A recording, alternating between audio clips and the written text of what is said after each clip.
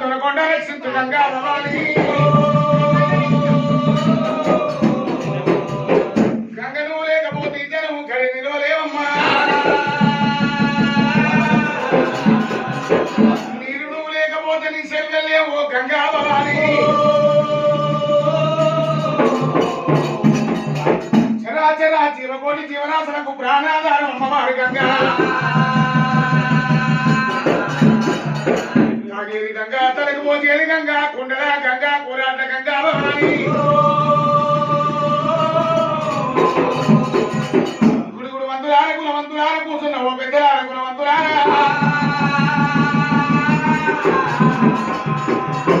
చెప్పవేవి ఇంకా కనకమండరావేవి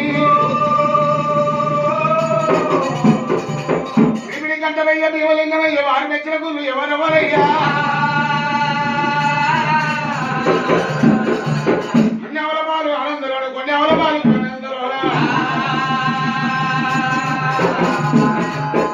చేతుల కల్ల గవాడమోదమ్మా అమ్మా శరణు శరణు అమ్మ రాణి శరణామి రాణి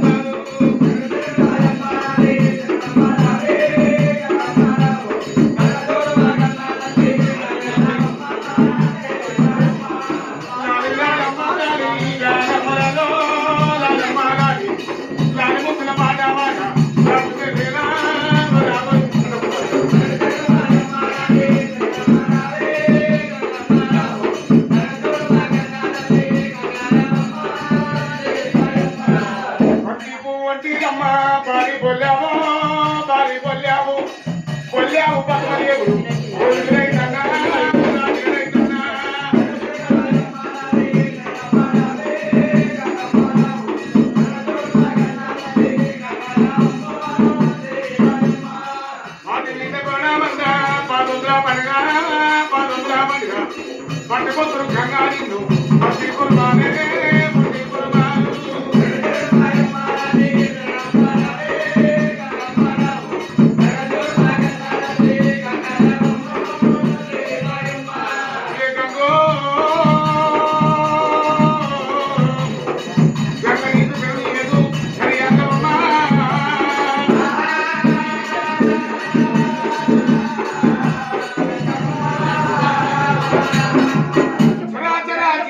జీవరాశులకు ప్రాణాధారమ్మ వారి గంగా అలనాడు చూడబోతే గంగ మర్యాద కట్టముండంగా దేవాల దేవతల మర్యాద మరి ఎట్టగలనమ్మా మరి భూలోక నగరం లోపల మరి తాడివాయి మండలం వరంగల్ జిల్లా అలనాడు మేడారం గ్రామం మరి మేడారం గ్రామం లోపల కీకాకారం గడుగు లోపల మరి భూమి పుట్టినప్పుడు పోయేవాళ్ళు పుట్టిన వారనాడు నరగోరడుగు లోపల నాయమ్మ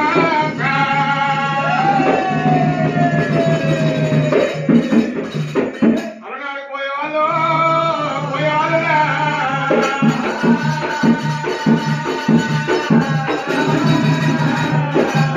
వాళ్ళకు తినబోతు తిండి లేదా కట్టబోత వస్తాను లేకమాయే అన్నమో ఖర్జూరమాయే పట్టో భాగ్యమైపాయే మరి అలనాడు జీవనాధారం ఎట్లా అని చెప్పి అలనాడు పోయేవాళ్ళు మరి అడుగు లోపల వెళ్ళిపోతున్న జీవరాశులను వేటాడదామని చెప్పి మోపడంబులు ఇమల కట్టుకున్నారు అడుగు లోపల వెళ్ళిపోయారన్నాడు కొండ కొండ మృగాలను వేటాడి అన్నాడు జీవనాధారం చేద్దామని చెప్పి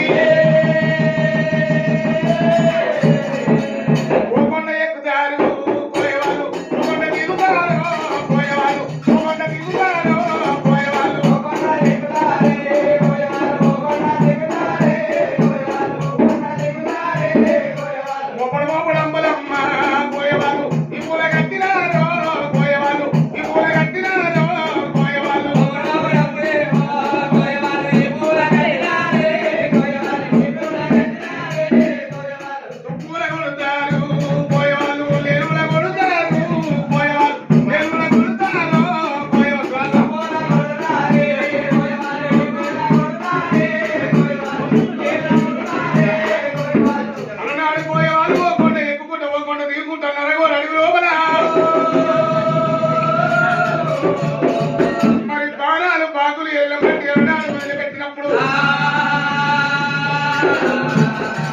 ఆ దుప్పురాలు ఎలా కొండ కొండ మృగాలను కొట్టుకుంటారన్నాడు వాళ్ళకు మాంసమే జీవనాధారం అవుతున్నది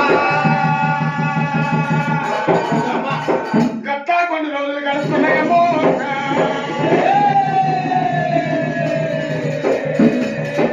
అలనాడు పోయే వాళ్ళకు అమ్మరారా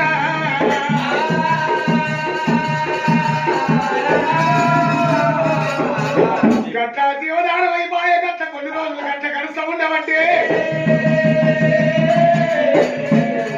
మరి అలనాడు వానకాలం సరికాలం వెళ్ళిపోయింది ఎండాకాలం ఎరవచ్చింది అలనాడు చెట్లన్నీ ఎండిపాయే అలనాడు చెర్లాల నీళ్లు ఎండిపాయే మరి నదుల నీళ్లు ఎండిపాయే అలనాడైనా మరునాడు పోయేవారు నమ్మ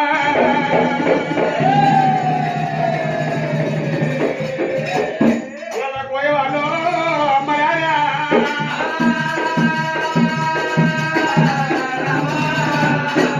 మరి ఎక్కడ తిరిగినా ఎక్కడ ఎన్ని రాజ్యాలు తిరిగినా ఎన్ని పువ్వులు తిరిగినా గాని వాళ్ళకు వేలు పడతలేవు దుబ్బులు పడతాయో వాళ్ళ నాడు వాళ్ళపైన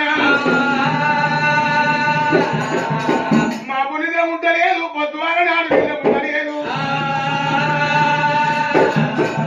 దేవుడి పరమాత్మ భూలోకంలో బ్రహ్మల పొందిస్తే మాకు జీవనాధారం లేకపాయే అడుగు లోపల కూర్చొని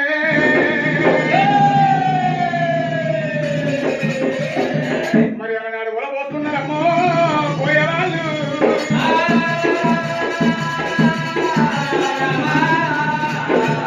పొలవల కన్నీరమ్మా పోయేవాళ్ళు అడవిలో కూర్చొని పోయేవాళ్ళు పొలమని వద్దనమ్మా పోయేరాదు అదేవి రాతాయే రాతాయనా రాజరాజుల బ్రహ్మదేవా మోరి బ్రహ్మ రాజరాజుల బ్రహ్మనైనా గుర్తించిన పురాణ జంగమయ్యో పురంతలో పురంతా హరిసాంగి పూజలల్లా చేసిదేనా వెరికాల దౌడి నేను పెట్టినానా పొలవల కన్నీరు నవేమో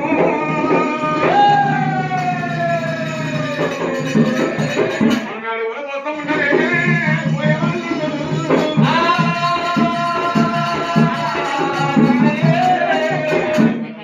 కన్నీరు వద్దలై పారుతుంది కాసిన కన్నీరు గుమ్మలై చూస్తున్నారు అలనాడు పోయే వాళ్ళు కలకల కన్నీరు తీసినప్పుడు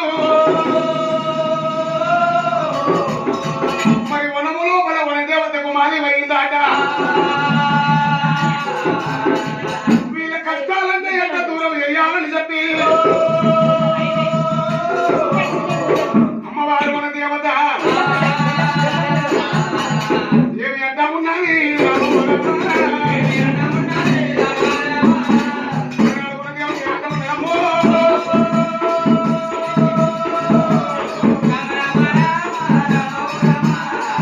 అమ్మవారు మన దేవత అలనాడు మాయమైనది మరి అలనాడైన వర్షాలు కురుస్తున్నాయి అమ్మవారు నేను పుట్టే జన్మమిచ్చే కాలం ఏరవచ్చిందని చెప్పి మరి బాధలు పడవారి చెప్పుల వేసి ఆదిశక్తి అవతారం ఎత్తుతుంది అవతారం ఎత్తవచ్చగా ఆదిశక్తి అమ్మవారు అన్నాడు పోయే కులం లోపల అడుగు లోపల అమ్మవారు అవతారం ఎత్తుతున్నారు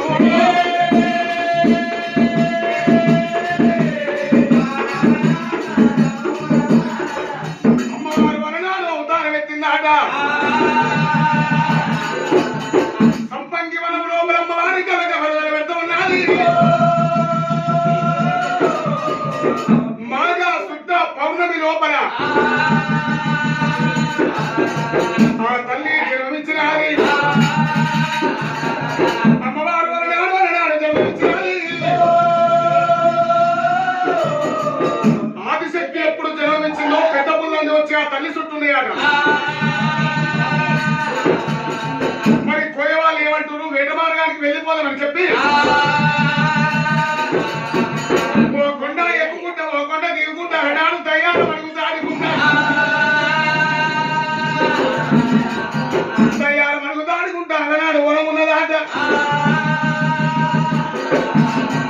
సంపంగి వనం వస్తున్నారమ్మో.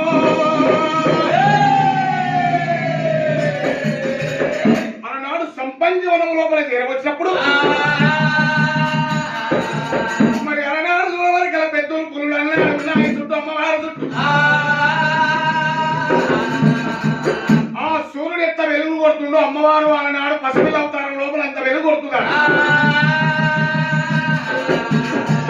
కోయవాళ్ళంతా చూసి ఏమిటి కామిలా మోమిలా కండకొట్ట పిశాచ, గిన్ని శబ్దాలు వినబడుతున్నాయి, పసిపిల్ల రోజులు వినబడుతున్నాయి. మరి అలనాడు కోయవాళ్ళు వచ్చేవరకు గల పెద్ద పులులు వెళ్ళిపోతున్నాయి. ఆ పసిపిల్లని చూసి కోయవాళ్ళు ఎత్తుకున్నారు. మన ఇంటి లోపల పెద్ద దూరం ఉన్నాడు. గజేంద్ర బాబాకి తీసుకోబోయి ఇద్దామని అలనాడు వచ్చినారు. మరి అలనాడు తీసుకొని వచ్చి గజేంద్ర బాబాయ్యకి ఎప్పుడు ఇచ్చినారు. ఏమిటి అడవిలో పొడిసే సూర్యుడి కంటే వడవంక ఉన్నది, ఈ పిల్లకి వడవంక లేదు. మరి కూడా మొత్త పొద్దు ఆకలి ఉన్నది, మాకు నిద్ర ఉండదు. మరి అమ్మవారిని చూస్తూ సంతోషపడతారు. సంతోషపడతారే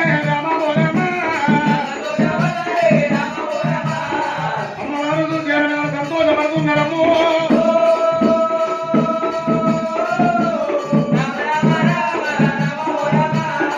మరి అందరు చేరవచ్చి అందులోపల పెద్ద మనిషి చేరవచ్చి ఈ అమ్మవారు సంపంగి వనం లోపల దొరికింది. ఈ తల్లి పేరు సంపక్కని పేరు పెట్టినారు. మరి మాగా శుద్ధ పవనం లోపల దొరికింది ఆదిశక్తి. అలనాడు పేరు పెట్టిన కోయవాళ్ళు ఆ తల్లిని చూస్తూ సంతోషపడుతున్నారు. ఆ సంపక్క తల్లి ఎంత పెరిగి పెద్ద వెళ్తున్నదో ఒక్క కోయ కూడా పోయి 2 గూడాలు అవుతుంది, 2 గూడాలు పోతున్నాయి, 3 గూడాలు అవుతున్నాయి, ఎన్నో గూడాలు అవుతున్నాయి. అమ్మా ఆ తల్లి సత్యము లోపల నాయమ్మ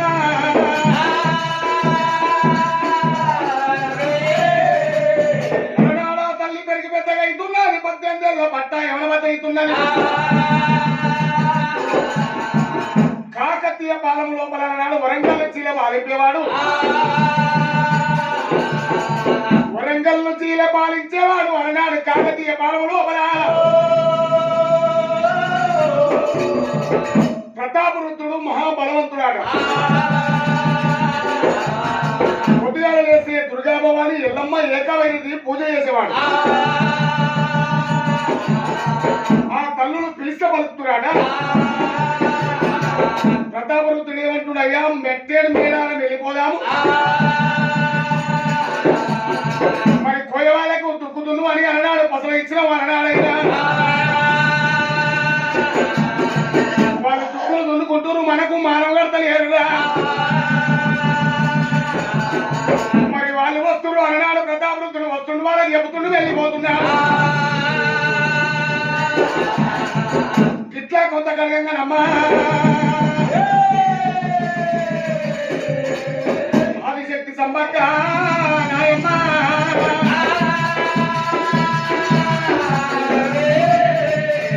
అమ్మవారు సంపక్క 18 ఏళ్ళ పట్ట ఎవరెవరు అయింది అన్నాడు ఆదిశక్తి. మరి అలనాడు ఎక్కడన్నా వెళ్ళిపోయి పూలు తెచ్చుకున్నామని అలనాడు దాచబాబుని మనం పెట్టుకొని వెళ్ళిపోయిందా. కరీంనగర్ పాలించేవాళ్ళు మేళరాజులు. మేళరాజుల మేనల్లుడే పగిడిత రాజు. అయ్యా మేనమావలారా,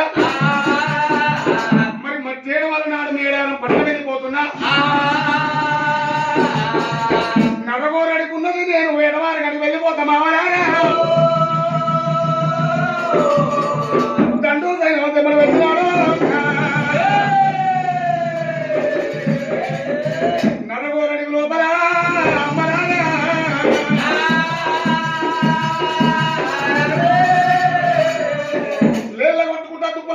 మన ఓతలే కొట్టుకుంటానన్నాడు ప్రగీతరాజు.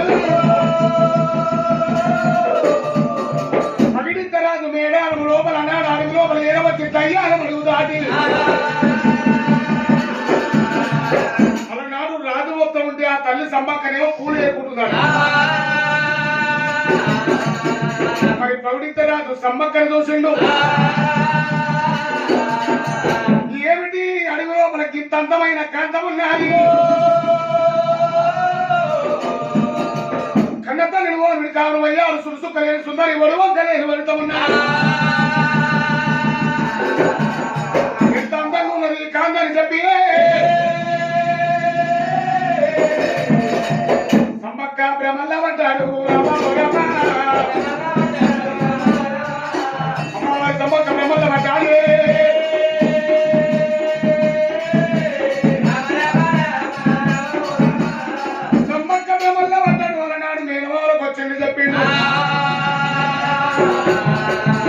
చేసుకుంటే అన్నాడు పోయే గుడం లోపల సమ్మక్కని చేసుకుంటా, లేకపోతే గిట్లనే ఉంటాం. నేను సరే నాయన తన నచ్చిందే రంపా తన ముడిగిందే గంగన్నట్టుగా పోయే గుడం లోపల సమ్మక్కకు పౌడితరాజుకు రకం వేసినారు. ఆ దేవానుదేవతలు మేఘాలకెళ్ళి పూల వర్షం కురిపించిరాడు. రంగరంగ వైభవంగా తల్లికి అలనాడు కళ్యాణం అయినాది. కొన్ని రోజులు గడుస్తా ఉన్నాయి,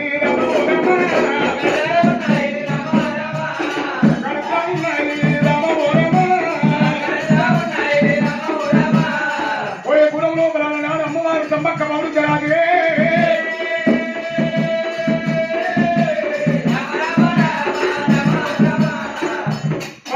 ఒక గదిలో కలిపి కాయల కలిపి పూలలో పూలు కలిపినప్పుడు అమ్మవారి సమ్మక్క ఒకరి ఎత్తు గడిగా ఒకరింటి రెండు ఎత్తుగాలి ఒకరింటి వచ్చి మూడేది గది లోపల ముద్దాడ బిడ్డ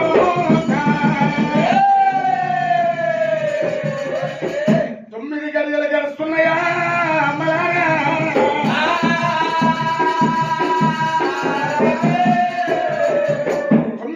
గడియలు అమ్మవారికి 9 నెలల గర్భం ఏర్పడ్డాది.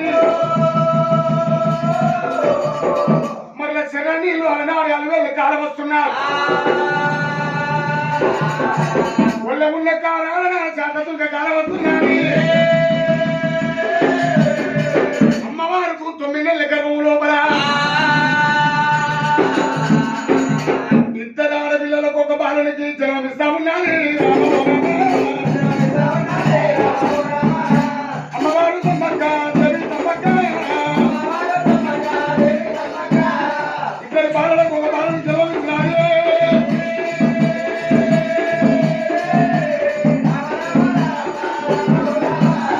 మరి పెద్ద సారళమ్మ చిన్న నాగులమ్మ, పెద్ద బిడ్డ సారళమ్మ చిన్న బిడ్డ నాగులమ్మ. మరి కొడుకేమో చంపని యేసుడు. ఎడ్డి తొట్ట లోపల బంగారు జోలు లోపల వేసినది. మళ్ళీ జోబాడలు వాడబట్టే లాలి బాడలు వాడుతుంది సమ్మక్కన కింద కింద బాలమ్మ బాలని అని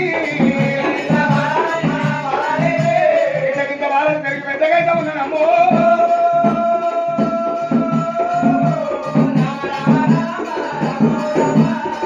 వాళ్ళు కూడా 18 ఏళ్ళ పట్టా ఏమనవ తెలియనాడు. మేడారమేమో అన్నాడు రాజవేలుడు పౌడితరాజు. ప్రతాపరుద్రుడేమంటున్నాడు, ఒరే పట్టులారా వాళ్ళు పట్ట వండించుకుంటున్నారు, వాళ్ళు మంచిగానే ఉంటున్నారు, మనకు పైతం ఏ విధంగా పట్టులారా వెళ్ళిపోరు మేడారానికి. పట్టులు వచ్చురు అయ్యా పౌడితరాజా, మా రాజు పంపించుండు, మీరు పైకం కట్టలేరాట, అంత దుఃఖం అనుకుంటున్నారు. మంటలు పడుతున్నాయి, మీరు పైకం ఎందుకు కట్టలేరు? గోవిందరాజు ఏమంటుడు దుఃఖించుకుంటున్నాం మేము పంటలు పండుకుంటున్నాం భూమి పుట్టినప్పుడు కోయవాళ్ళు పుట్టిరు అన్నాడైనా ఎందుకు నాయనా మీకు పైకం కట్టాలి ఈ అడవి కోయవాళ్ళని ఎంతసేపు చెప్పినా భూమి కోయవాళ్ళని అలనాడు చెప్పినప్పుడు బట్టలు వైరు ప్రతాపృత్తుని చెప్పినాడు సారళమ్మ పెద్దగైంది నాగులమ్మ పెద్దగైంది సంబక్క తల్లి ఇద్దరు బిడ్డలకు కళ్యాణం చేయాలని చెప్పి మరి అల్లుడు కొండాయే గోవిందరాజుని ఇద్దరు తీసుకొని వచ్చి కళ్యాణం చేసినారు ప్రతాపృత్తుడు ఏమంటుడు అందరికి కళ్యాణాలు అవుతున్నాయి అంత మంచిగానే ఉంటుంది మనకు పైకం కట్టమంటే కడతలేదు ఈ కోయవాళ్ళు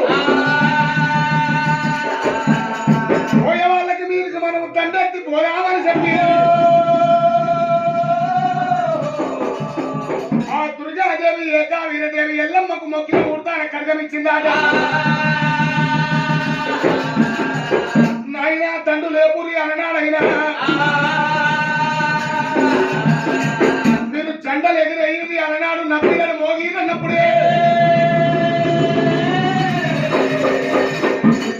మేడాలానికి దండ వస్తున్నారమ్మో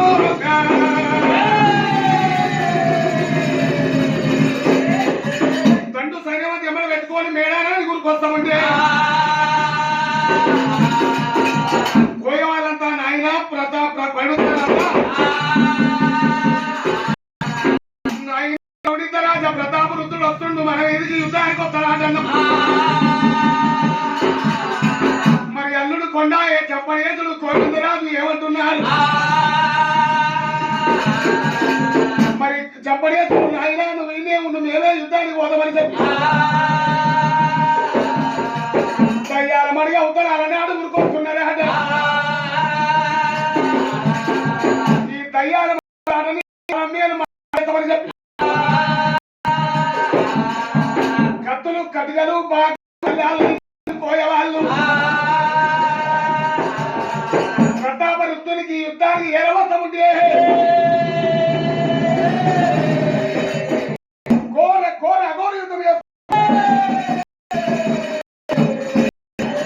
ప్రతాప రుద్రు దగ్గర ఉన్న కొత్త దండు సైన్యం మరవైపోతురు కోయవాళ్ళు మరవైపోతురు మరి అలనాడు నాడు మనం ఎత్తిపెట్టి అలనాడైనా మరి ఎక్కిపెట్టి కొట్టినప్పుడు జపనీసుల మీద అలనాడు వస్తుంది బాణం కలుగుతుంది